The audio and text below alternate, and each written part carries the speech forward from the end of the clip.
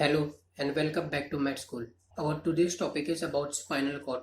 In this video, we will study what is the external structure and internal structure of spinal cord and about nucleuses of spinal cord. So let's begin with our video. It is the main pathway for transferring of information from the peripheral nervous system to the brain. It is 45 cm long in adult male and 42 cm long in female. It extends from upper border of atlas vertebra till the lumbar first in adult. In children, it extends till lumbar 3. The length of spinal cord is much shorter than the vertebral column length. Meninges covering. It is covered by 3 meninges: dura mater, arachnoid mater, and pia mater. Subdural space. It is space between dura mater and arachnoid mater. Subarachnoid space. It is a space between arachnoid mater and pia mater. Below the level of conus medullaris, only pia mater is continued and it is known as filum terminalis, as you can see in the image. Then we also have epidural space. It is a space between dura mater and vertebral canal. It contains blood vessel and adipose tissue. This epidural space is a space for epidural anesthesia. Ligament denticulata. This ligament keeps the spinal cord in the position during movement of the vertebral column.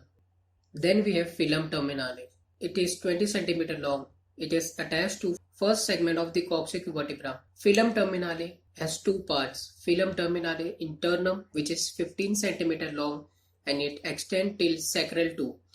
And then we have filum terminale externum, which is 5 cm long and it is attached to coccyx first.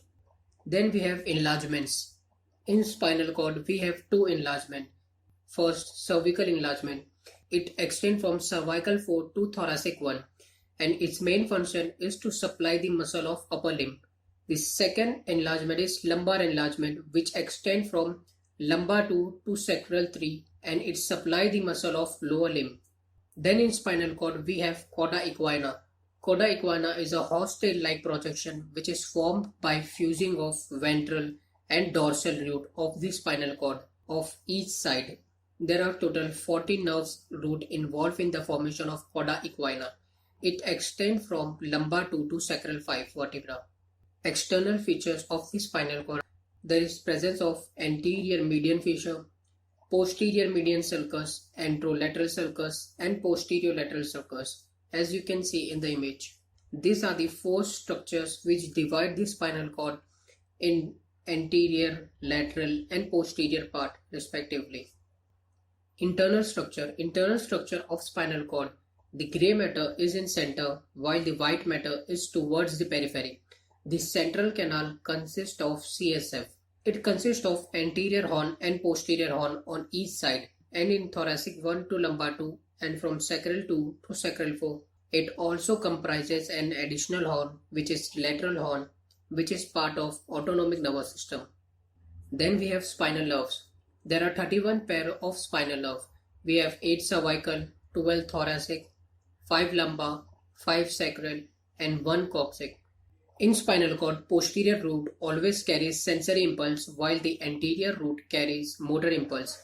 The posterior root supply 1/3 of posterior body surface while the anterior root supply anterior 2/3 of body surface and limb also, while posterior root does not supply the limb. Then we move on to our next topic, which is nucleus of spinal cord. First we have anterior horn nucleus. Anterior horn is divided into 3 parts: medial part, lateral part and central part.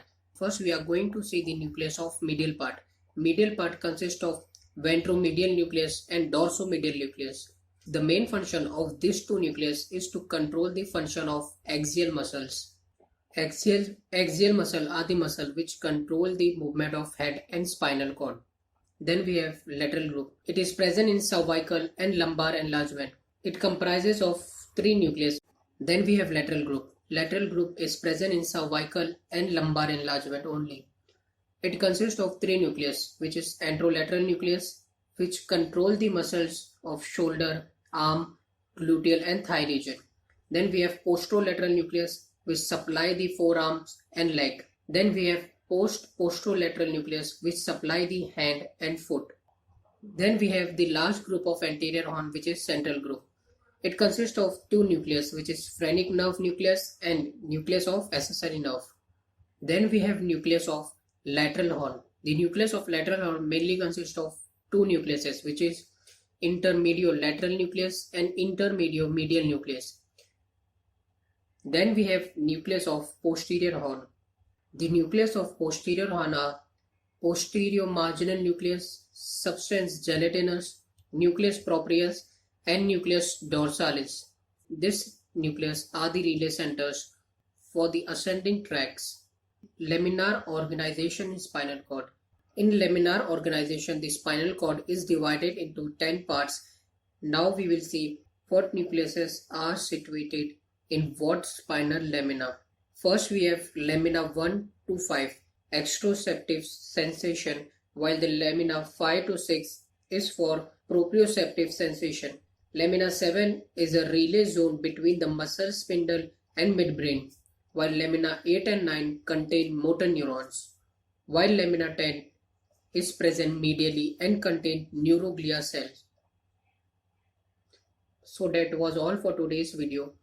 We have seen the external structure and internal structure of spinal cord, the nucleuses of spinal cord. In the next video, we will see what are the different types of tracts present in our brain. I hope you like this video. Stay tuned for more video from Med School, and thank you for watching.